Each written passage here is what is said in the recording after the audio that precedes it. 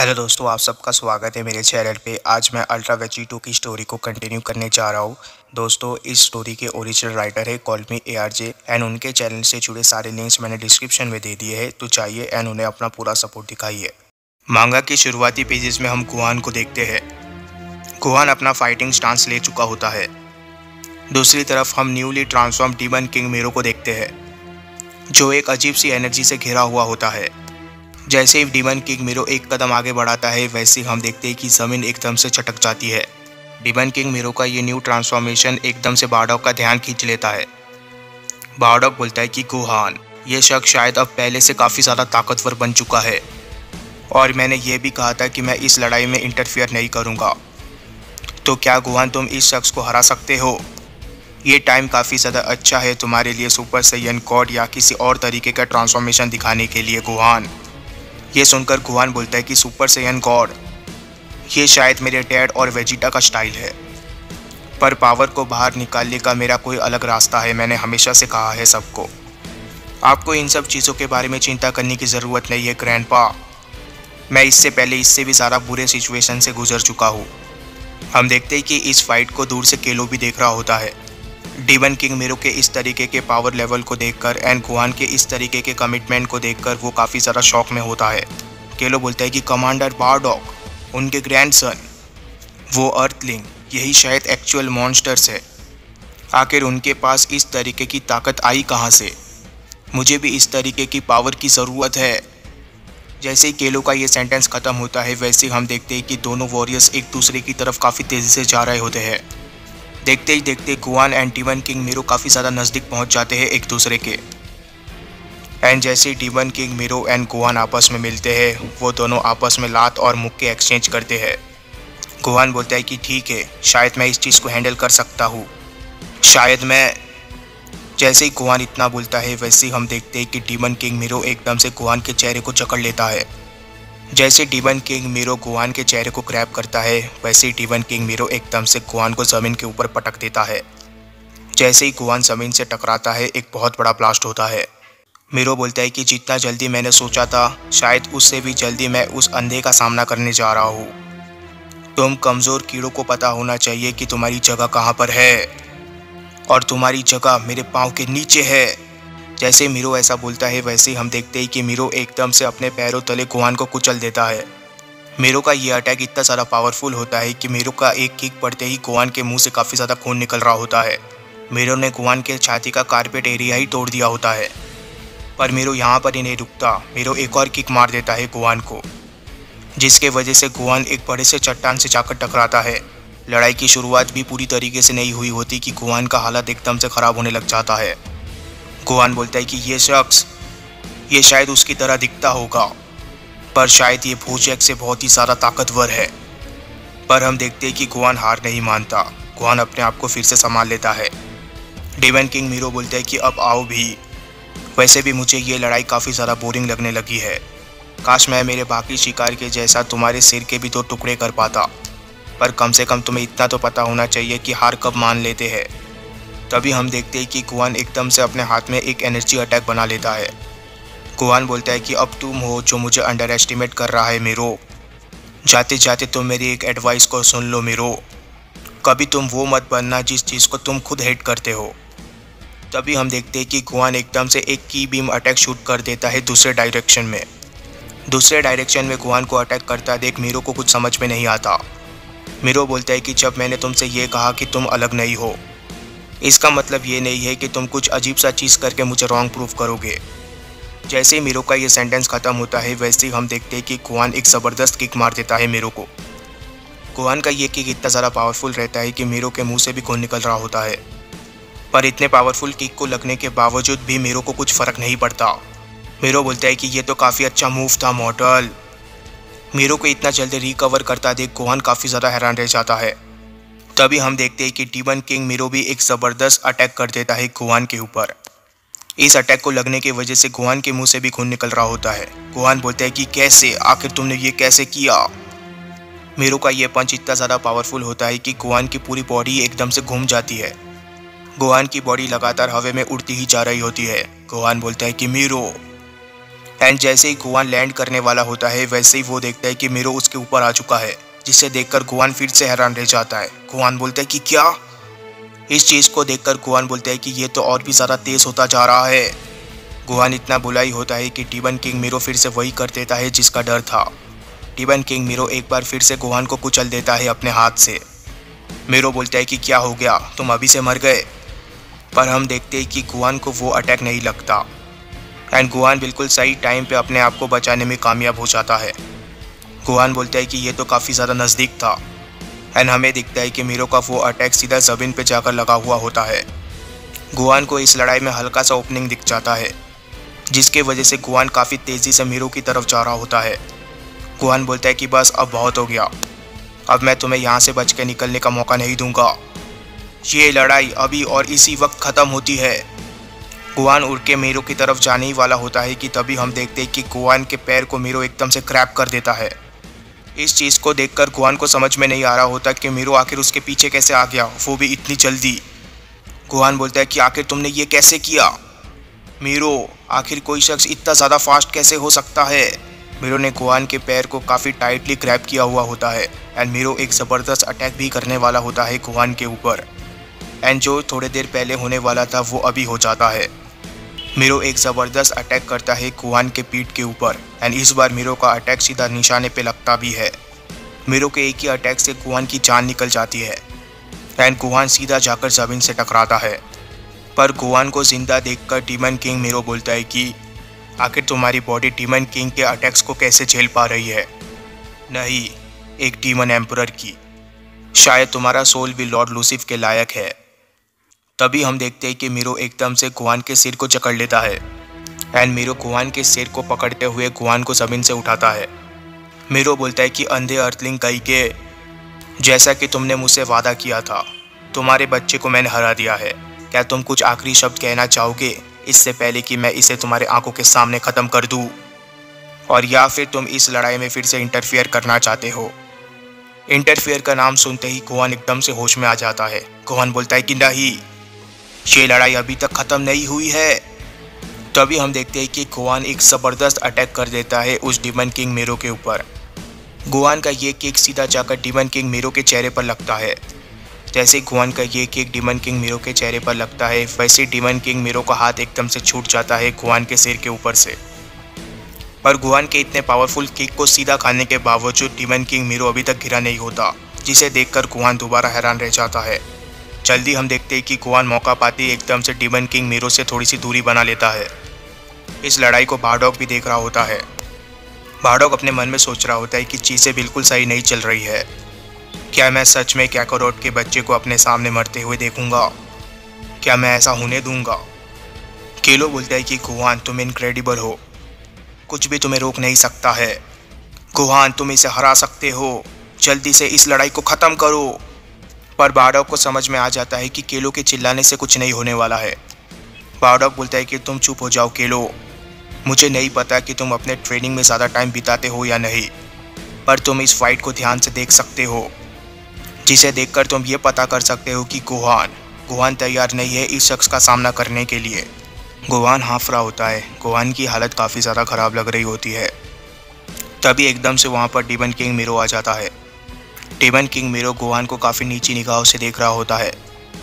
Demon king Miro बोलता है कि ज़रा तुम खुद को देखो, लड़ाई के शुरुआत पे तुमने इस तरीके का प्रॉमिस कर दिया, पर अभी यहाँ तक कि मैं भी ये सेंस कर पा रहा हूँ कि तुम्हारी एनर्जी कम होती जा रही है। अगर तुमने मुझे इतना ज़्यादा अंडर एस्टिमेट ना किया होता तो शायद तुम्हारा हाल ऐसा नहीं होता और शायद तुम्हारी मौत किसी और दिन होती। पर ठीक है, इससे कोई फ़र्क नहीं पड़ता, तुम शायद हमेशा के लिए ज़िंदा रहोगे लॉर्ड लूसिफ का राइम को मिलाने वाले प्लान का हिस्सा बनके, और इस चीज़ का गर्व होना चाहिए तुम्हें। तभी डीमन किंग मीरो एकदम से फिर से तैयार हो जाता है इस लड़ाई को रीस्टार्ट करने के लिए। डीमन किंग मीरो एक तरीके का कॉन्सेंट्रेटेड एनर्जी बॉल बना रहा होता है। धीरे धीरे हम देखते हैं कि वो एनर्जी बॉम्ब काफ़ी ज़्यादा बड़ा हो जाता है। जैसे जैसे डीमन किंग मीरो उस एनर्जी बॉम्ब के अंदर एनर्जी भर रहा होता है वैसे वैसे उस एनर्जी बॉम्ब का ब्राइटनेस भी बढ़ता है। उस एनर्जी बॉम्ब की लाइट हर तरफ फैल रही होती है। इस आने वाले खतरे को गुआन भी समझ गया रहता है। गुआन बोलता है कि ये बिल्कुल भी ठीक नहीं लग रहा है। अब लगता है कि एक बीम स्ट्रगल ही इस लड़ाई को नया मोड़ दे सकता है और ये शख्स शायद इस लड़ाई को अभी और इसी वक्त ख़त्म करना चाहता है। तभी गुहान भी एकदम से पोजीशन में आ जाता है। जैसे गुहान पोजीशन पे आता है वैसे ही गुहान अपना खास अटैक शूट करने वाला होता है उस टिबन किंग मेरो के ऊपर। एंड गुहान अपने फादर का सिखाया हुआ सबसे पावरफुल बीम अटैक कामेहामेहा को शूट करने वाला होता है टिबन किंग मेरो के ऊपर। इसके नेक्स्ट पेजेस में हमें यही दिखता है, गुहान अपना पावरफुल कामेहामेहा अटैक शूट कर देता है टिबन किंग मेरो के ऊपर। दूसरी तरफ गुहान की तरह टिबन किंग मेरो ने भी अपना अटैक शूट कर दिया होता है गुहान की तरफ। जैसे उन दोनों के अटैक्स आपस में टकराते हैं वैसे ही बीम स्ट्रगल स्टार्ट हो जाता है, पर गुहान को जल्दी समझ जाता है कि उसकी एनर्जी कम है।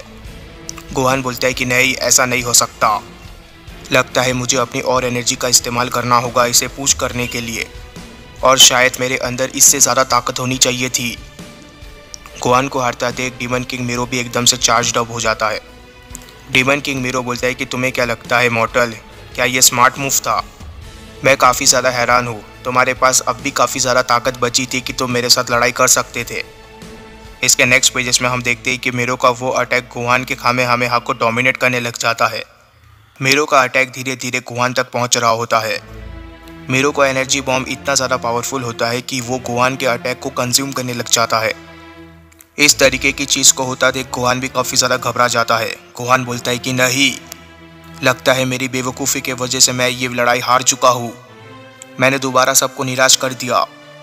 पिकोलो शायद बिल्कुल सही कह रहा था, मुझे अपनी ट्रेनिंग नहीं छोड़नी चाहिए थी।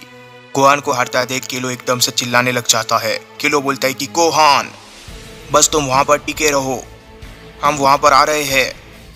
कमांडर, वहाँ पर जाने का वक्त आ चुका है।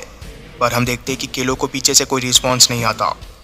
बारक बोलता है कि ये उसकी लड़ाई है, मैं पहले ही उससे वादा कर चुका हूँ कि मैं इस लड़ाई में इंटरफियर नहीं करूँगा, और यही मैं करने वाला हूँ।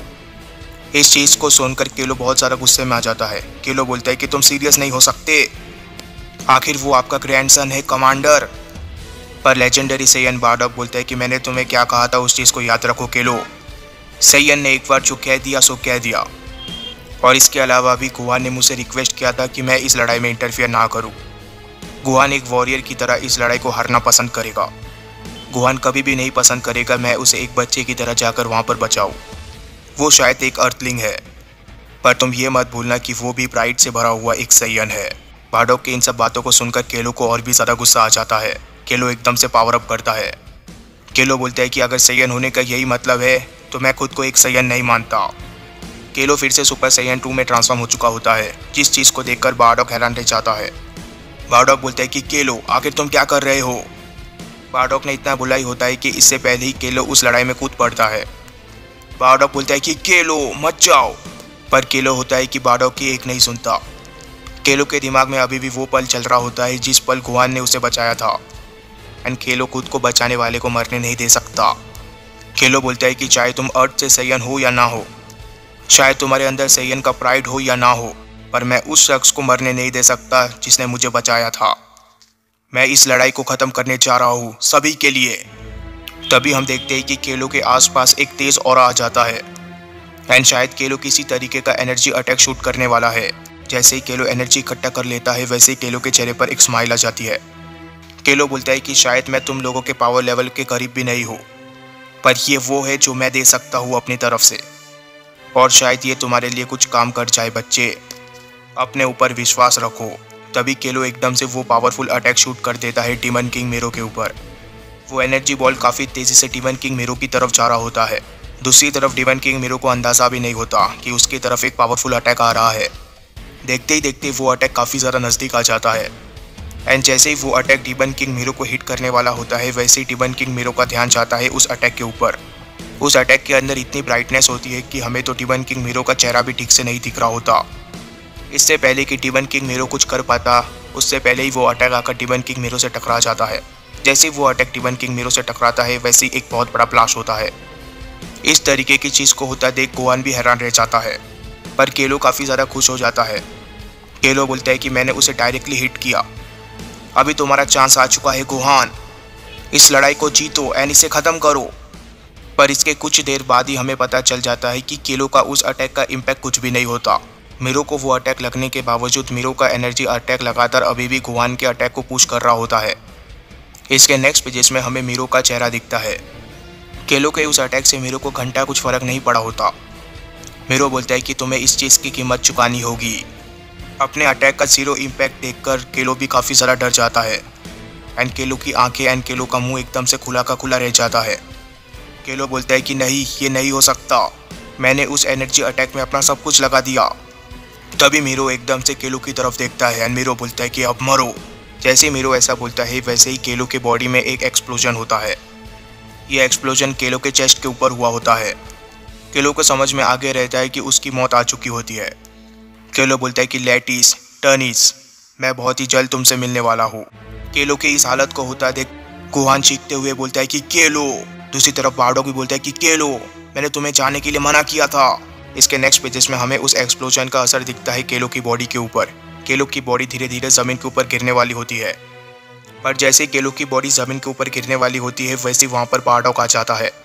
बार्डोक जाते वक्त बोलता है कि अब मेरे ऊपर ही मत मर जाना बच्चे। तभी हम देखते हैं कि बार्डोक एकदम से केलो की बॉडी को कैच कर लेता है। बार्डोक बोलता है कि अभी तुम हमारे साथ हो, इसीलिए कुछ देर के लिए अपने आप को संभालने की कोशिश करो। केलो के साथ इस तरीके की चीज़ को होता देख गुहान को काफ़ी ज़्यादा गुस्सा आ जाता है। गुहान बोलता है कि केलो, आखिर उसके साथ तुमने ये क्या कर दिया। गुहान को लगा नहीं था कि वो इस तरीके की चीज़ को होता देखेगा। थोड़े देर के लिए गुहान के इमोशंस बिल्कुल जम से जाते हैं, पर इसके दूसरे ही पेज में गुहान के इमोशन का आउटबर्स्ट होता है।